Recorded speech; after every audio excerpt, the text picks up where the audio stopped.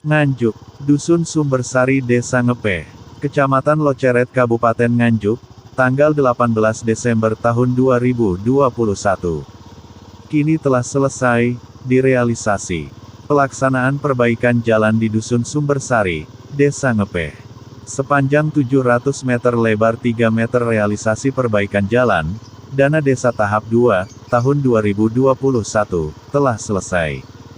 Eko Nanang Cahyono Putro selaku Kepala Desa Ngepeh mengatakan, jalan diperbaiki agar pengguna jalan baik masyarakat maupun pengguna jalan lainnya, agar nyaman, dalam berkendara menuju ke Bukit Cinta, imbuhnya.